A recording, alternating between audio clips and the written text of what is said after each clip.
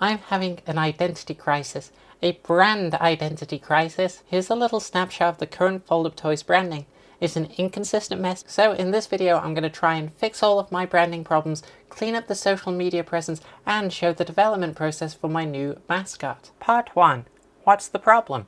I think the main reason the Fold Up Toys branding is so inconsistent is because I've not really settled on a way to represent myself within it. My papercraft social media accounts use this little cardboard character I made. I made a little VTube rig to host the videos when I felt like I didn't want to be in front of the camera, but I didn't really end up using it all that much. On my personal social media and on the papercraft templates themselves, I use a little self-portrait, and that's been updated several times over the years. Then on the contact page and big boy social sites like LinkedIn and Slack, I use this headshot I took during the pandemic, which is nice and all, but even how I changed has looked a bunch since then. Why am I like this? So my plan of action is to create a new mascot to serve as the public face of Fold Up Toys and build a new brand around that, so that when people think of Fold Up Toys they picture one cute mascot rather than a bunch of disparate images, all of which are kind of sort of meant to be me. Part 2. Boxy.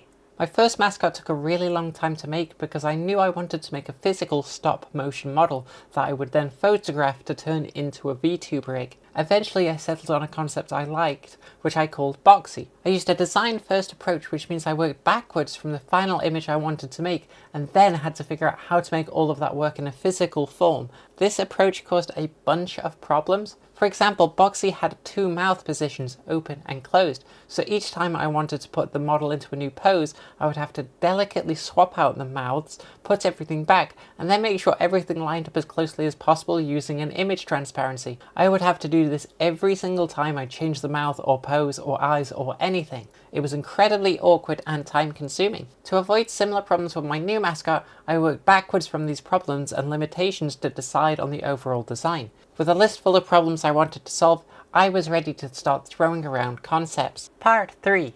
New mascot. At first I thought about just fixing up the Boxy design and turning it into an articulated figure using Lego joints, but I didn't really like how the concept was panning out. Instead I started from scratch to make something small and cute. A bunny, focusing on using dodecahedrons for the head and body to create something a little more rounded. The first prototype was far too tall and thin, so I cut off the bottom and top of each dodecahedron to squish everything down and added some simple feet. From there I adjusted the collar so that it was more loose and circular, and briefly played around with swapping from a bunny to a cat, but ultimately decided against it. The last prototype was focused on the internal mechanisms and measurements. The head sits on a plastic joint that allows for rotation and pivoting. It's designed so that the rotational point is right in the middle of the head. The bottom of the joint is connected to a stand which has a strong magnet on the bottom, which keeps both the base of the head and body locked in place by attaching to a metallic plate on my photography desk. The collar hides the neck joint and is attached to the body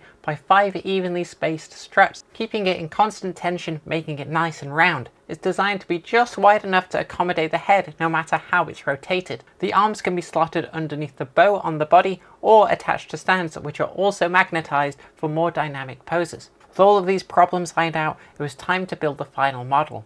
Okay, here it is, the big reveal, the new Fold Up Toys mascot and official face of the website going forward. Cool. The design combines a bunny rabbit with a pair of scissors. Since I spend all day cutting things out, their ears are scissor blades and the bow around their neck makes the handles for those scissors. Although it looks more or less done, building the physical model is only the first part of the process. I still need to add all the elements in post-production and then rig everything to work as a VTube model so that it can present videos. Part 4. How Bunny works. So here's the process. I pose the model how I want it and then take a photo. I edit the photo to clean everything up, remove the background, hide any of the clips holding the arms. I take the face file which I made earlier, which has all of the expressions, and use a perspective warp to attach those to the face. The mouth section even has this handy guide printed onto it to help, which I can then edit out afterwards. And with that, the pose is done. That might all seem like a lot of work for a single image, but consider that I can change the face to get all 4 states I need for a PNGTuber. So from that single photo, we can make an entire rig.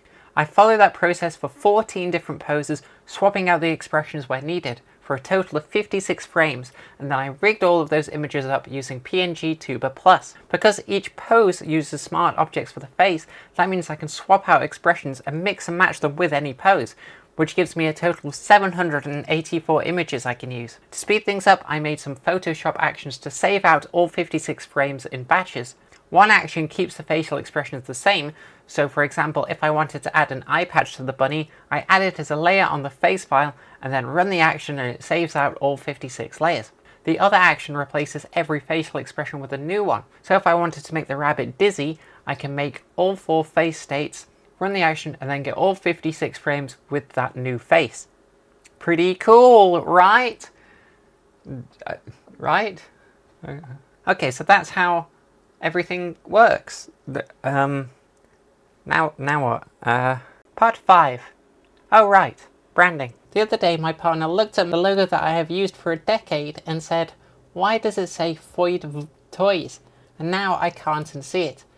I remade everything from scratch, making sure the L didn't read as an I, and also changed the U and Y to make them a little more legible at a distance. Since this logo is mostly going to exist on a digital website and full colour templates, I can get away with adding a bit more shading and detail. Nice. With the new Mascot ready to go, I reoriented the branding around it, updating my social media accounts with a cute little header that lines up with the profile picture. Unless you look at it on mobile, but don't worry about that. I retired the self-portrait that appears in the corner of my templates and made a new version featuring the mascot. I'll be honest, I've been holding off on uploading video projects and collaborations because I wanted to change things over to this mascot first. I'm equal parts relieved and excited to finally have completed this endeavour. It's been a really long process, and you know that feeling when you're like submitting a bunch of work when you get to close all the tabs? I'm feeling that. This is it, baby. Home run. Things are really busy over here at Fold Up Toys, which is great. Paper engineering is my full-time job, and I'm working on so many cool projects and play sets at the moment that it's quite hard for me to find any free time to work on personal things like the website branding. Hopefully you found this video interesting and enjoyed me laying out all the hard work that went into these designs. Before I go, I just want to say a big thank you to all of my supporters on Patreon. 5+ members get access to the Fold Up Club, which means they get a new exclusive paper toy every month. Your support means the world to me, and it's what allowed me to spend time on projects like this one. Keep folding, and I'll see you in the next video. Oh my god, there's a spider on the wall. I can see it. It's slowly crawling towards the microphone. It's like directly above me on the ceiling. It's like directly above. You 8-legged son of a gun. I don't want what you're selling. I have no need for your silks.